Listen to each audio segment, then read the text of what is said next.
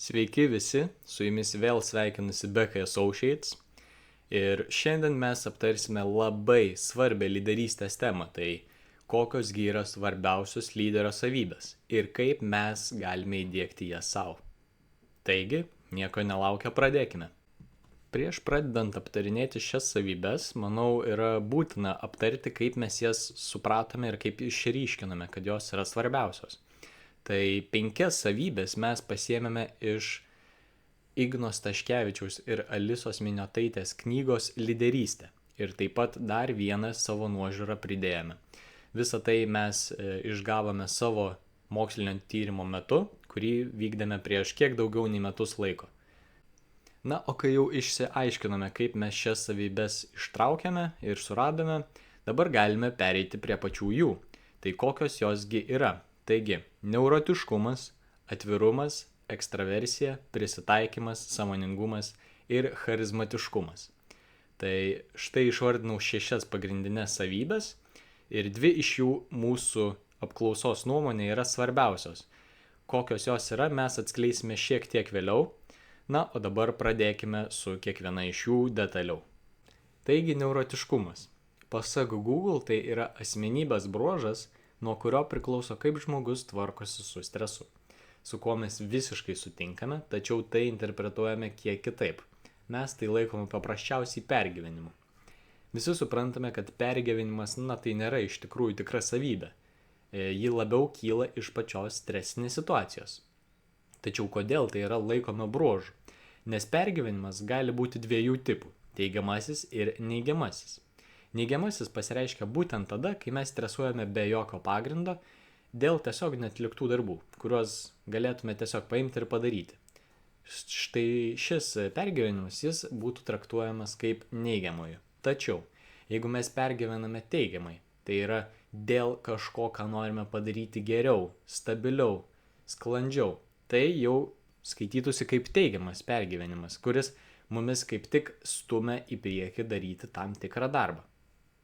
Taigi būtent teigiamuoju pergyvenimu ar kitaip neurotiškumu turime vadovautis kaip gera ir svarbia lyderio savybė. Taigi antroji savybė – atvirumas.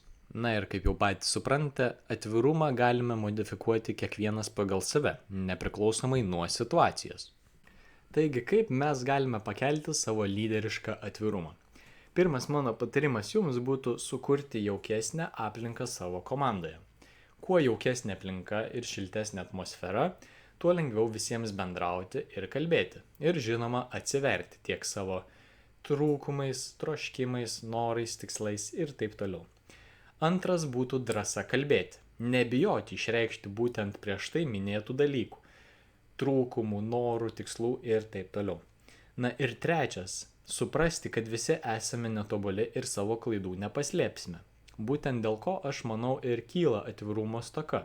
Dėl to nes bijome būti teisiami ar kitaip pažeminti. Taigi, trečioji mūsų savybė yra ekstraversija. Na ir kaip jau žinote, ekstraversija turi savo dvynį brolį intraversiją. Na ir kiek mažiau žinoma ambaversija.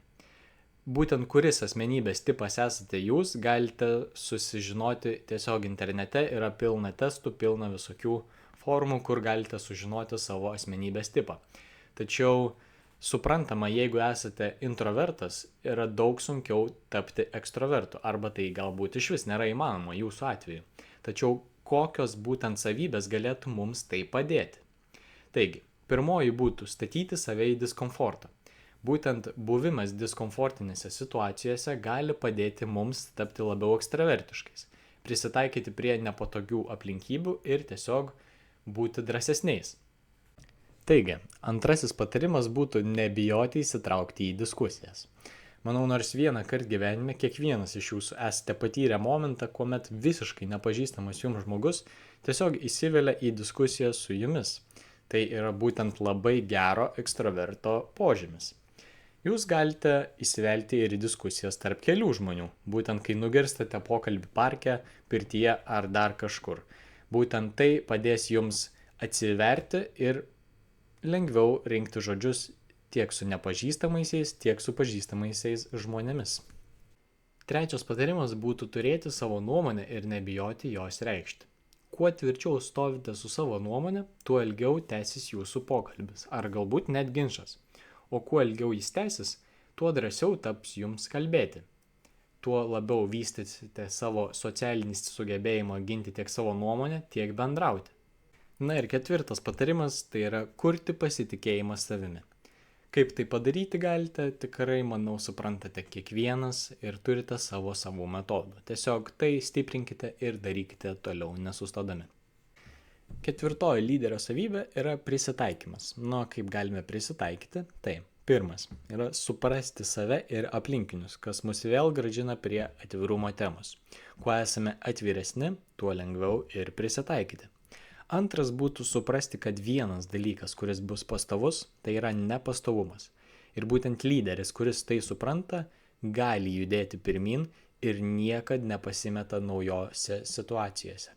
Taigi sąmoningumas, penktoji mūsų savybė, ir kaip galime ugdyti savo sąmoningumą. Tai pirmas būtų negyventi svajonėse, o gyventi realistiškai. Tai lyderis, kuris gyvena tik rezultatais ir tik svajonėmis, dažnai sustoja. O gal kartais net ir deda žingsnį. Tenka pripažinti, kad su šia problema susiduriu ir pats dažnai, tačiau stengiuosi ją sutvarkyti kuo greičiau. O antras yra išlikti šaltu ir susikoncentravusiu bet kokioje stresinėje situacijoje. Jeigu lyderį gali disbalansuoti stresas, ir dauguma kitų problemų jį disbalansuos, kas automatiškai jį pavers silpnesniu. Taigi šeštoji mūsų savybė – charizmatiškumas. Charizma – tai žmogaus užburiantis žavesys.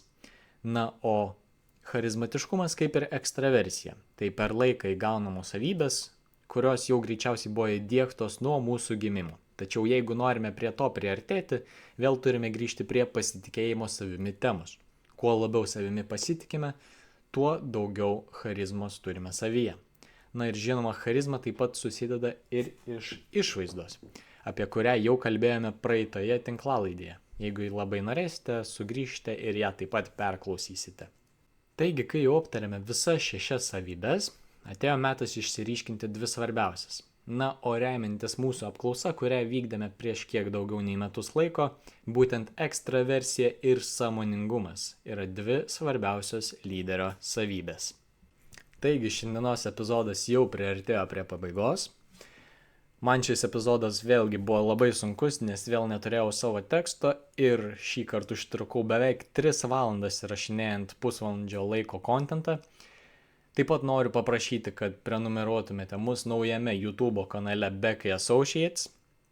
Ir taip pat pafollowintumėte mus tiek Spotify'e, tiek Instagrame. Parašykite komentarą realiai bet kur, ar kurioje norite platformoje, galite ir mums asmeniškai parašyti atsiliepimą, pagirimą, skundą, ką norite. Mums tinka viskas, mes iš visko mokomės, iš visko tobulėjame. Ačiū Jums labai ir manau tariu Jums iki greito.